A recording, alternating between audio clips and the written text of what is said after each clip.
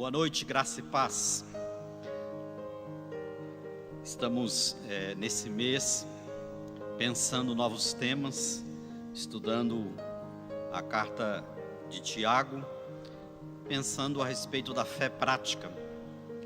E hoje eu gostaria de refletir com os irmãos lá no capítulo 3, os versos de 1 ao 12.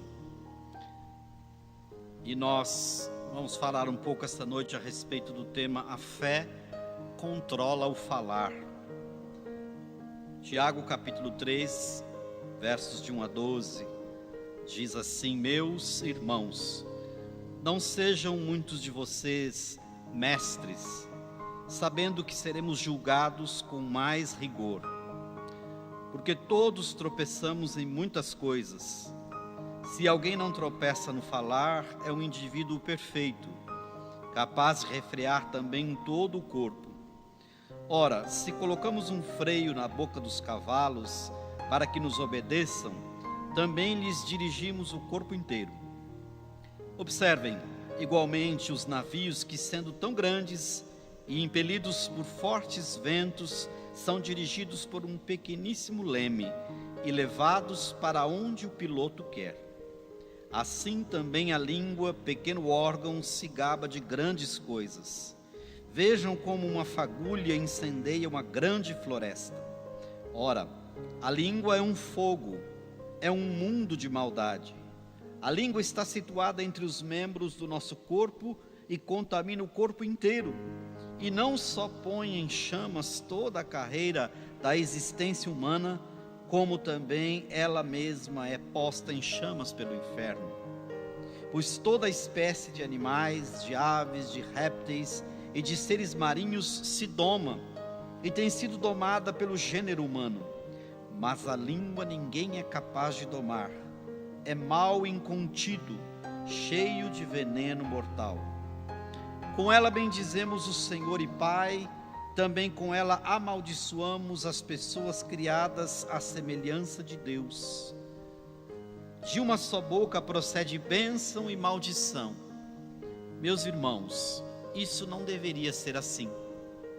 Por acaso pode a fonte jorrar do mesmo lugar água doce e água amarga?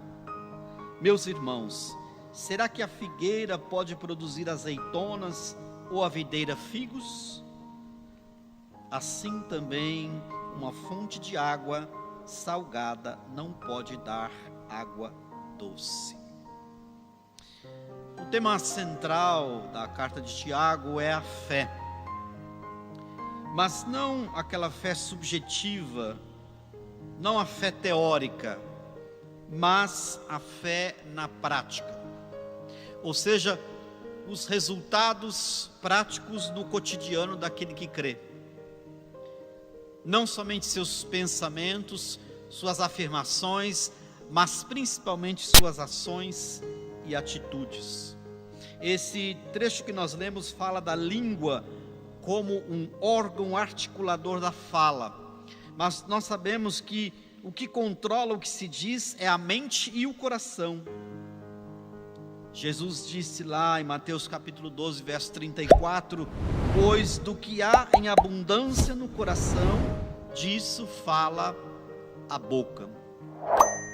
Quando aquilo que nós dizemos é diferente do que seria uma postura cristã, então nós precisamos rever todo o nosso cristianismo. Talvez nós tenhamos que fazer o caminho de volta e recomeçar pelos fundamentos da fé.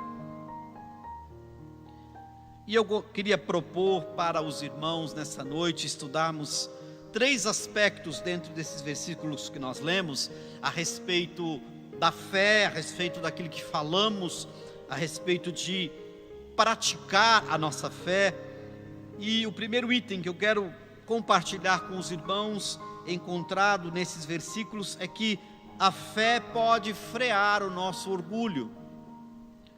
Nos versos de 1 a 3, nós vemos que, dentre outras coisas, Tiago está dizendo que nós não podemos fazer de nós mesmos mestres. Alguém pode perguntar: o que isso tem a ver com a nossa língua? E eu respondo: tudo, absolutamente tudo. Ele diz: não sejam muitos de vocês mestres. E mais para frente ele diz: porque todos tropeçamos. Hoje, por conta principalmente das redes sociais, muitos autoproclamados sábios se apresentam querendo discursar, discorrer, ensinar e dominar todos os campos da sabedoria humana. Mestres segundo o seu próprio coração, habilitados, articulados, especializados em generalidades. Mas o mais impressionante e o mais triste de constatar é que isso também não é diferente no campo teológico. Muitas pessoas querendo fazer de si mesmas mestres, mas não conhecem a palavra de Deus, não têm experiências com o Senhor, não têm uma experiência genuína de conversão, não têm experiência do Espírito Santo atuando poderosamente em suas vidas, não estão, portanto, habilitadas para falar a respeito desse assunto. Então a primeira coisa que nós aprendemos desse trecho que nós lemos é que a fé pode frear o nosso orgulho. Nós temos dentro de cada um de nós um orgulho em potencial, e quando nós tomamos posse desse instrumento poderoso que é a língua, a fala, para articularmos, para defendermos uma opinião, para apresentar aquilo que nós pensamos, e que muitas vezes não está embasado em fundamentação, muitas vezes nós estamos nesse momento, fazendo de nós mesmos mestres segundo a nossa própria capacidade e entendimento. Mas a fé genuína da qual está falando Tiago pode vir e frear esse nosso orgulho. Quando nós olhamos para esse texto, ele está dando um conselho para nós. Ele diz: meus irmãos, não sejam muitos de vocês mestres. Por que esse conselho? E ele mesmo responde: porque todos tropeçamos. E a partir desse momento ele vai começar a construir todo o seu pensamento, mostrando para todas as pessoas que a coisa mais difícil de se domar, de se dominar, é a nossa própria língua. Lá em Provérbios capítulo 17, verso 28, nós lemos assim: até o tolo, quando se cala, é reputado por sábio, e o que cerra os seus lábios é tido por entendido. Então, todas as vezes que nós desejamos articular palavras, todas as vezes que desejamos mostrar o que nós temos para dizer, todas as vezes que desejamos fazer uso deste instrumento poderoso que se chama língua, nós temos que ponderar primeiramente até onde nós podemos ir, até onde a fé pode nos levar, e se essas palavras que vamos dizer estão imbuídas de uma fé genuína, porque aí neste momento a fé genuína pode frear o nosso orgulho, e nós então não estaremos mais falando palavras de conhecimento humano. A segunda coisa que nós podemos pensar dentro desse tema e desses versos é que a fé pode domar os nossos impulsos. Isso nós encontramos nos versos 4 ao verso 8. Os impulsos internos que liberamos pela língua são como monstros que habitam dentro de nós. E é interessante as comparações que ele faz aqui nesse texto. Por exemplo, a comparação entre o tamanho do navio e o tamanho do leme, o tamanho de uma fagulha e o tamanho de uma floresta, o tamanho de toda espécie de animais que ele diz aqui que podem ser domados. E ele diz o seguinte: O navio, por maior que seja, ele é tomado, dominado, conduzido, direcionado por um objeto que se chama leme, que, se comparado ao tamanho do navio, é muito pequeno. E ele diz: a nossa língua é como se fosse o leme do navio. Ela pode nos conduzir, ela pode nos direcionar, ela pode nos dominar. Ele diz também a respeito da fagulha, que pode incendiar uma grande floresta. Nós que moramos aqui no Brasil, com muitas florestas, clima tropical, experimentamos todos os anos, nos períodos de seca, essa realidade. Fagulhas que incendeiam grandes florestas. E ele diz: assim também é a língua, um órgão pequeno que pode causar devastação, destruição. E ele diz: toda espécie de animais que se doma, que nós conhecemos, se colocados para comparar com a língua, são grandes animais, mas a língua não se doma. Quantas vezes nos arrependemos tarde demais por palavras destruidoras que falamos? Uma palavra mal colocada, um discurso mal intencionado, pode causar uma destruição inimaginável. Mas a fé pode domar os nossos impulsos.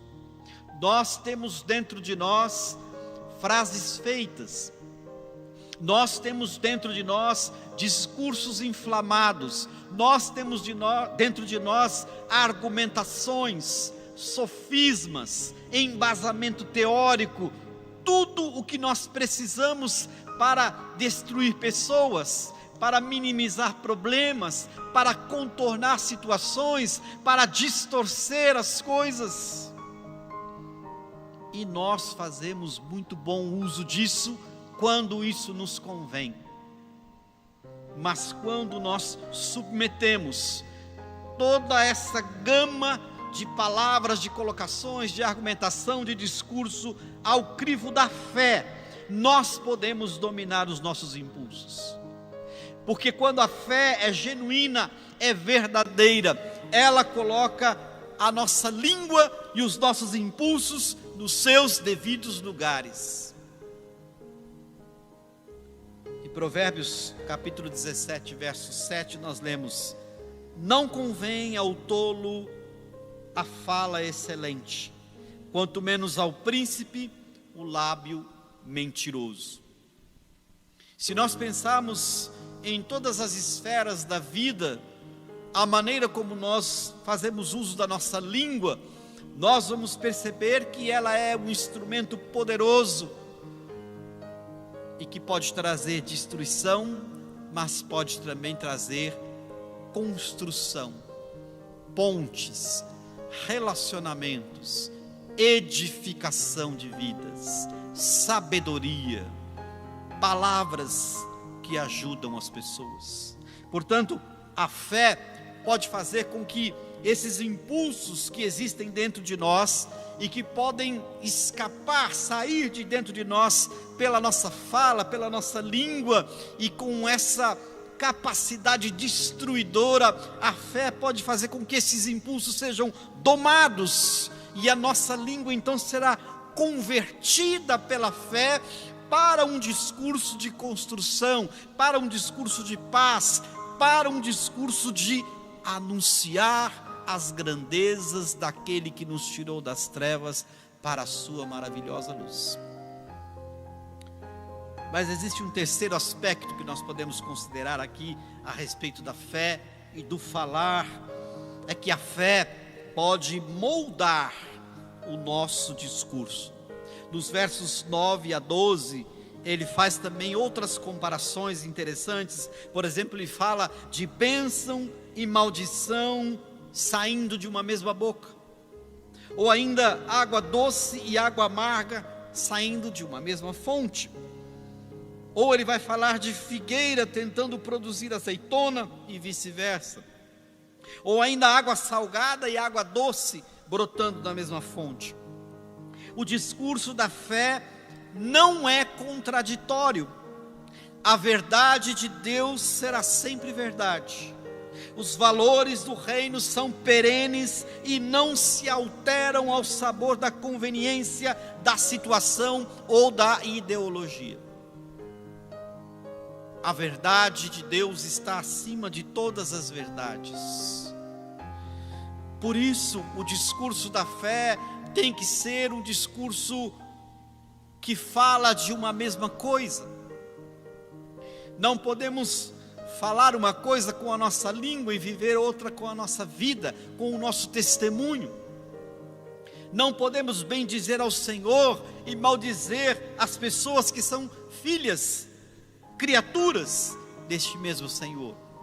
Não podemos dizer que somos de Deus quando nossas obras e o nosso discurso está mostrando que não somos e não fazemos as coisas de Deus. Jesus disse em Mateus capítulo 5, verso 37: seja, porém, o vosso falar sim, sim, não, não, porque o que passa disto é de procedência maligna. Vejam então que a fé pode ajustar, moldar o nosso discurso, fazer com que ele seja verdadeiro, fazer com que ele seja construtivo, fazer com que ele seja real, genuíno, para trazer às pessoas o efeito positivo que a fé constrói dentro do nosso coração, da nossa mente e na nossa alma. A fé pode moldar o nosso discurso, a fé pode converter a nossa língua, a fé pode fazer com que a nossa língua seja produtora de coisas que edificam. Para concluir, eu gostaria de dizer que quando nós desenvolvemos uma fé madura, essa fé tem o poder de primeiramente frear o nosso orgulho, tem o poder de domar os nossos impulsos e tem o poder de moldar o nosso discurso. Assim, quando isso acontecer, da nossa boca sairá bênção, louvor e adoração, e somente aquilo que edifica. Precisamos submeter a nossa língua, o nosso discurso, a nossa fala, à fé genuína e verdadeira. Precisamos deixar que esta fé venha a domar a nossa postura de orgulho. Precisamos permitir que esta fé venha domar os nossos impulsos de descarregar todo tipo de palavra que não edifica. E precisamos fazer com que esta fé molde o nosso discurso para que as palavras da nossa boca, como diz o salmista, e o meditar do nosso coração sejam agradáveis a Deus, Senhor nosso. Que o Senhor nos abençoe nessa noite. Que o Senhor, através do seu Espírito Santo, possa transformar tudo aquilo que existe dentro de nós. Que o Senhor, pelo seu poder, possa converter o nosso orgulho. Que o Senhor, com o seu poder, possa domar os nossos impulsos e moldar o nosso discurso, para que nós, através da nossa boca, sejamos arautos da palavra de Deus, sejamos porta-vozes do reino espiritual do Senhor Jesus Cristo, sejamos aqueles que vão pelo mundo para anunciar as boas novas do Evangelho, trazendo um discurso de construção, um discurso de paz, um discurso de restauração, um discurso de esperança, porque todas essas coisas fazem parte das boas novas de salvação do Evangelho de Jesus Cristo. Pense nisso nessa noite. Peça ao Senhor para que Ele venha domar a sua língua. Peça que o Senhor venha aumentar a sua fé, e através dessa fé você possa ser alguém que transmite palavras de sabedoria, palavras com as quais o nome do Senhor seja adorado, exaltado, engrandecido. e todo louvor, toda honra e toda glória sejam tributados ao Senhor, em nome de Jesus. Deus o abençoe nesta noite. Amém. Graças a Deus.